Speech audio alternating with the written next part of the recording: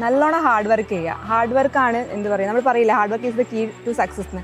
അതിന് ഒരു ഉത്തമ ഉദാഹരണമാണ് ഞാൻ. പിന്നെ സഹകാരിന്റെ കൂടെ ഉണ്ടപ്പോൾ നമുക്ക് ഒന്നും കൂടി മോട്ടിവേറ്റ് ആയി. പിന്നെ എന്റെ വലിയ മോട്ടിവേഷൻ എന്താ സാറാണ്.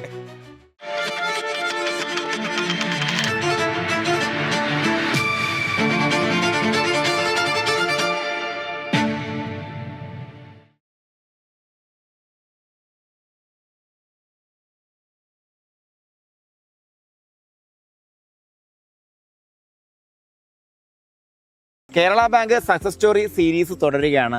ഇപ്പോൾ നമ്മൾ പരിചയപ്പെടുന്നത് വളരെ സ്പെഷ്യലായിട്ടുള്ളൊരു കഥാപാത്രത്തെയാണ്. സ്പെഷ്യൽ എന്ന് പറഞ്ഞു കഴിഞ്ഞാൽ സഹകാരിയെ സംബന്ധിച്ചിടത്തോളം ഇപ്പോൾ അനിഷയുടെ മാത്രം സ്റ്റോറിയല്ല. സഹകാരി വന്ന ആ സമയത്ത് തന്നെ നമ്മുടെ കൂടെ വന്ന് എല്ലാ കോഴ്സിലും നിന്ന് ഇവിടെ നിന്ന് ജോലി വാങ്ങി NVT GFC teacher first rank മേടിച്ചു പോയ PJയുടെ സ്റ്റോറി നിങ്ങൾ കണ്ടിട്ടുണ്ടാവും. അതേപോലെ അതേ കോഴ്സിൽ ജൂനിയർ അക്കൗണ്ടൻറ്റ് കോഴ്സിൽ സഹകാരിയുടെ ഒപ്പം വന്ന ആളാണ് നമ്മുടെ അനിഷ. വർഷം എത്ര അനിഷ ഇപ്പോൾ നിലവിൽ? 4 വർഷമായിട്ട് സഹകാരിയിൽ ഉണ്ട് ആള്. കാരണം നമ്മൾ കോമേഴ്സുമായി ബന്ധപ്പെടുത്തി ഏത് കോഴ്സ് അനൗൺസ് ചെയ്യുന്നോ അതിനാളുണ്ടോ. അപ്പോൾ ഏറ്റവും റീസെന്റ് അവസാനം എഴുതിയിരിക്കുന്നത് ഏതാണ്? HSST കോമേഴ്സാണ് അവസാനം എഴുതിയിരിക്കുന്നത്. അതും തമ്പുരാൻ സഹായിച്ച് ലിസ്റ്റിൽ വരട്ടെ എന്ന് കരുതുന്നു. ഇനിയിപ്പോൾ 8 കോഴ്സുകളാണെങ്കിൽ മനസ്സിലാക്കണം. 8 കോഴ്സുകൾ. 8 കോഴ്സിൽ എത്ര റാങ്ക് ലിസ്റ്റിൽ ഉണ്ടാകും ഒന്ന് നിങ്ങൾക്കൊന്ന് നോക്കാമോ? ഒന്ന് ആലോചിക്കാം. ആർക്കെങ്കിലും ഒന്ന് ഗസ് ചെയ്യാമോ? 6 റാങ്ക് ലിസ്റ്റിൽ അനിഷ ഇടം നേടിയിട്ടുണ്ട്. 6 റാങ്ക് ലിസ്റ്റ് ഇടം നേടിയ മിടുക്കിയുടെയാണ്. ശരിക്കും ആദ്യമായിട്ടാണ് സക്സസ് സ്റ്റോറി ഷൂട്ട് ചെയ്യാൻ വേണ്ടി ഇന്നിപ്പോൾ നമ്മൾ മുക്കത്തെത്തിയിരിക്കുന്നത്. അപ്പോൾ അനിഷ എന്തായാലും സ്വാഗതം. അനിഷയുടെയും അതുപോലെ ഹസ്ബൻഡ് നമ്മുടെ STU ബാച്ചിൽ ഉണ്ടായിരുന്ന ആളാണ് സജിത്ത്. അപ്പോൾ രണ്ടുപേരും സഹകാരിയുടെ സ്വന്തം ആൾക്കാരാണ്. അപ്പോൾ ഒരുപാട് കാര്യങ്ങൾ പറയാനുണ്ടാവും. ഞാനായിട്ടൊന്നും ചോദിക്കുന്നില്ല. ഓക്കെ, തുടക്കം തൊട്ട് എന്താണ് സ്റ്റോറി പറഞ്ഞത്? മോളുടെ സ്റ്റോറി പറയും. സത്യം പറഞ്ഞാല് മാരേജ് കഴിഞ്ഞതിന് ശേഷമാണ് PSC എന്താണെന്നും അതിനെപ്പറ്റി പഠിക്കാനുള്ളൊരു ഇത് മോട്ടിവേഷൻ വന്നത്. ഹസ്ബൻഡാണ് ആദ്യമായിട്ട് പറഞ്ഞത്. ഹസ്ബൻഡ് ഗവൺമെന്റ് ജോബ് ടീച്ചറാണ്. അപ്പം ഹസ്ബൻഡിന് എനിക്കൊരു ഗവൺമെന്റ് ജോബ് വേണം എന്നുള്ളൊരു ആഗ്രഹം. അങ്ങനെയാണ് PSCയിലേക്ക് കടന്നു വരുന്നത്. ഫസ്റ്റ് ഞാൻ എഴുതിയത് കോളേജിയേറ്റ് ലിസ്റ്റിൽ വന്നു, പക്ഷെ വേക്കൻസി ഇല്ല. പിന്നെ ഞാൻ CSEB എക്സാമിന് ഇങ്ങനെ എഴുതാൻ പോകും. അപ്പൊ അവിടെ നിന്നാണ് ഒരു ഏട്ടൻ ഈ സഹകാരിന്റെ ബ്രോഷർ കൊണ്ടു തന്നത്. അപ്പൊ ഹസ്ബൻഡാണ് വാങ്ങിയത്, ഞാനല്ല. അങ്ങനെ ഞങ്ങൾ വീട്ടിൽ പോയി അങ്ങനെ ജൂനിയർ അക്കൗണ്ടന്റ് വിളിച്ചു. അങ്ങനെ ഞങ്ങൾ ബ്രോഷർ നോക്കി യൂട്യൂബ് വീഡിയോസ് ഒക്കെ കണ്ടു. അപ്പൊ എനിക്ക് ഇഷ്ടമായി. അങ്ങനെ കോണ്ടാക്ട് ചെയ്തു, അതിൽ ചേർന്നു.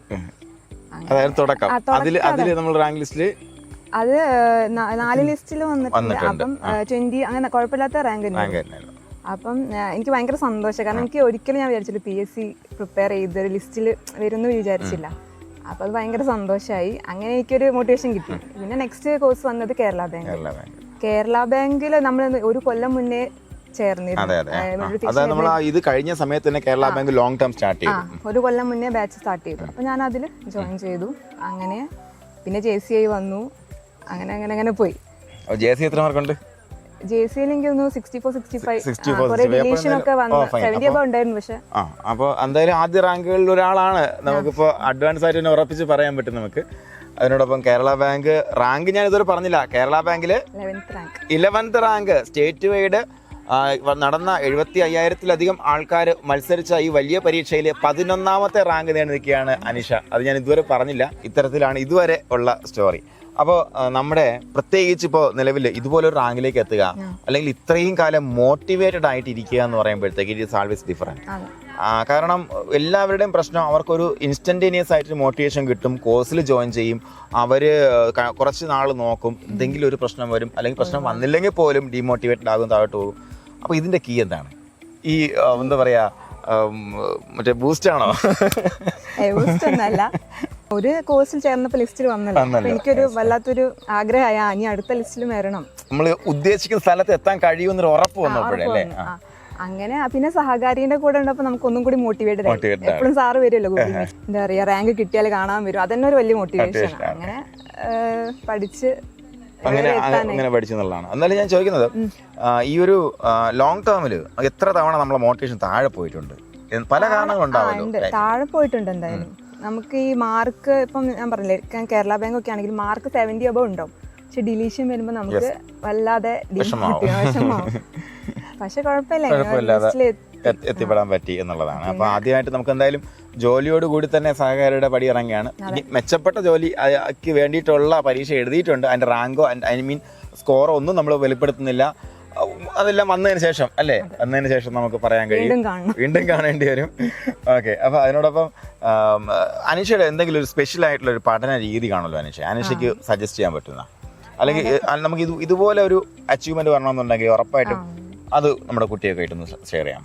പഠന രീതി പറയുമ്പോൾ ഞാൻ ഡിഗ്രി PGക്കും അന്ന് മുതലേ ഞാൻ നല്ല അങ്ങനെയല്ല പഠിപ്പിച്ചിട്ടായിരുന്നു, എന്നെ എല്ലാവരും പഠിപ്പിച്ച് വിളിക്കുന്നു.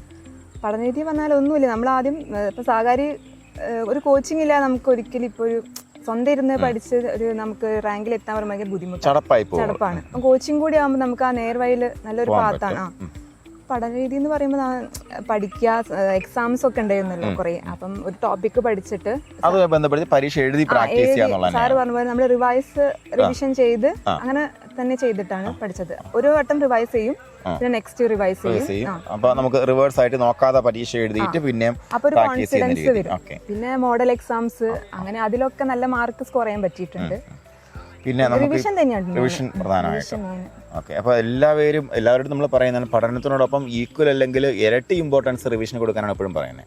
പഠിക്കുക, അത് പഠിച്ചേ പറ്റൂ, അതിനകത്ത് വേറെ നിവൃത്തിയൊന്നുമില്ല. പഠിച്ചതിന് ശേഷം എന്ത് ചെയ്യുക, ഡബിൾ ഇമ്പോർട്ടൻസ് റിവിഷൻ കൊടുക്കുക.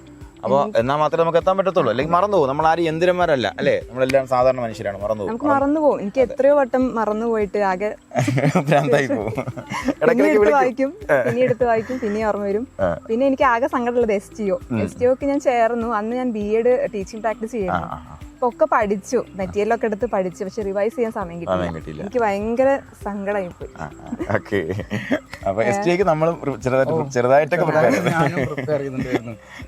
പിന്നെ എന്റെ വലിയ മോട്ടിവേഷൻ എന്താ സാറാണ്. അല്ല, ഏട്ടനില്ലെങ്കിൽ ചിലപ്പോ ഞാൻ PSCയിലേക്ക് വരില്ല, ഞാൻ ഈ പ്രൈവറ്റ് ജോലിയോ ടീച്ചിങ്ങോ അങ്ങനെ പോയിരുന്നു. പിന്നെ ഇവരെ വീട്ടിലാണെങ്കിലും എന്റെ വീട്ടിലാണെങ്കിലും ഭയങ്കര സപ്പോർട്ടീവാണ്, രണ്ട് സ്ഥലത്തും, അമ്മയാണെങ്കിലും മദറിൻലോ ആണെങ്കിലും എല്ലാവരും. അപ്പോൾ നമുക്ക് പ്രധാനമായിട്ട് ഇത് ആർക്കാണ് സമർപ്പിക്കാനുള്ളത്? നമ്മൾ വിജയം പ്രത്യേകിച്ച് 11 റാങ്ക് കിട്ടാന്ന് പറയുമ്പോഴത്തേക്ക് അത് പൊളി സാധനമാണ്. ആർക്കാ സമർപ്പിക്കുന്നത്? സഹകാരിക്ക്. പിന്നെ സഹകാരിന്റെ ക്ലാസ് എന്ന് പറഞ്ഞാൽ എല്ലാം നല്ല ഫാക്കൽറ്റിയാണ്. നമുക്ക് സാറ് അഥവാ ഫാക്കൽറ്റി അങ്ങനെയല്ല എന്തെങ്കിലും പ്രശ്നമെങ്കിൽ സാറ് മാറ്റി തരും. അതുപോലെ റിസർച്ചിന് വേണ്ടിയിട്ട് നമ്മൾ റിസർച്ച് ടീമിനെ നമുക്ക് ഒരിക്കലും പറയാതെ പോകാൻ പറ്റത്തില്ല. കാര്യം ഏത് ഫാക്കൽറ്റി വന്നാലും അതിന്റെ പിന്നിൽ റിസർച്ച് ടീം നന്നായിട്ട് വർക്ക് ചെയ്തിട്ടുണ്ട്. അപ്പോൾ അതിന്റെ ഒരു ക്വാളിറ്റി നമുക്ക് എല്ലാ കോഴ്സിലും കൊടുക്കാൻ പറ്റുന്നുണ്ട്. ഒരു ടീച്ചർ കൊണ്ടുവരുന്ന ക്ലാസ് അല്ല നിങ്ങൾക്ക് തരാം. അപ്പോൾ ടീച്ചർ കൊണ്ടുവരുന്ന നോട്ടായിരിക്കില്ല. അപ്പോൾ നമുക്ക് എല്ലാ ടെക്സ്റ്റും വെരിഫൈ ചെയ്ത് അതിനകത്ത് മാക്സിമം ക്വസ്റ്റ്യൻസ് ക്രിയേറ്റ് ചെയ്ത് അതിന്റെ ഒരു വ്യത്യാസം ഉറപ്പായിട്ട് നമുക്ക് എല്ലാ കോഴ്സിലും അത് ഉണ്ടാക്കിയെടുക്കാൻ പറ്റിയിട്ടുണ്ട്. അപ്പോൾ അവർക്കൊക്കെ വലിയൊരു ബിഗ് താങ്ക്സ്. അപ്പോൾ ഇത്രയും വലിയൊരു വിജയം എന്ന് പറയുമ്പോൾ, അല്ലെങ്കിൽ ഇത്രയും കാലം നമ്മുടെ മോട്ടിവേഷൻ മെയിൻറ്റെയിൻ ചെയ്യുക, ആ ഒരു സ്ട്രീക്കിൽ നിൽക്കുക എന്ന് പറയുമ്പോൾ വളരെ വലിയ കാര്യമാണ്. അപ്പോൾ ഇനിയും വരുന്ന കുട്ടികൾക്ക് ഇതേപോലെ മോട്ടിവേറ്റ് ആയിട്ട് നിൽക്കാൻ വേണ്ടി കൊടുക്കാനുള്ള കീ എന്താണ്, കൊടുക്കാനുള്ള സന്ദേശം എന്താണ്? ഒന്നുമില്ല, റിവിഷൻ ചെയ്യുക അല്ലേ, എങ്ങനെയെങ്കിലും സമയം കണ്ടെത്തി പഠിക്കുക, റിവൈസ് ചെയ്യുക, അത്രേ ഉള്ളൂ. പിന്നെ ഞാൻ കുറേ ഫ്രണ്ട്സിന് സാകാരിനെ റെക്കമെൻഡ് ചെയ്തിട്ടുണ്ട്. അപ്പൊ അവർക്കും ലിസ്റ്റിൽ കയറാൻ പറ്റിയിട്ടുണ്ട്. കുറെ പേര് എന്റെ എല്ലാവർക്കും വേണ്ടിയിട്ടുള്ള ഒരു ടിപ്പ് എന്ന് പറഞ്ഞാൽ നല്ലോണം ഹാർഡ് വർക്ക് ചെയ്യുക. ഹാർഡ് വർക്കാണ് എന്ത് പറയുക, നമ്മൾ പറയില്ല hard work is the key to success എന്ന്. അത് തന്നെയാണ്. കാരണം ഹാർഡ് വർക്ക് ചെയ്താൽ നമ്മൾ എന്തായാലും നമ്മുടെ സ്വപ്നം നമുക്ക് നേടാൻ പറ്റും. അതിന് ഒരു ഉത്തമ ഉദാഹരണമാണ് ഞാൻ. കാരണം ഞാൻ അത്രയും ഹാർഡ് വർക്ക് ചെയ്തിട്ടുണ്ട്. ഈ ഒരു 6 വർഷം ഞാൻ PSCക്കായിട്ട് മാറ്റി വെച്ചതാണ്. അപ്പം എവിടെയും എനിക്ക് എത്താൻ പറ്റിയിട്ടുണ്ട്. അപ്പം എല്ലാവരും നല്ലോണം ഹാർഡ് വർക്ക് ചെയ്യുക. പിന്നെ റിവിഷൻ അത് മസ്റ്റാണ്. പിന്നെ സിസ്റ്റമാറ്റിക് ആയിട്ടുള്ള പ്ലാൻ ചെയ്യുക. നമ്മൾ എന്തൊക്കെ പഠിക്കണം, ഇപ്പോൾ ഒരു ദിവസമാണെങ്കിൽ നമ്മൾ കറക്റ്റായിട്ട് ടൈം ടേബിൾ സെറ്റ് ചെയ്യുക. അങ്ങനെയൊക്കെ ചെയ്താൽ നമുക്ക് തീർച്ചയായിട്ടും ഒരു നല്ലൊരു പൊസിഷനിൽ എത്താൻ പറ്റും.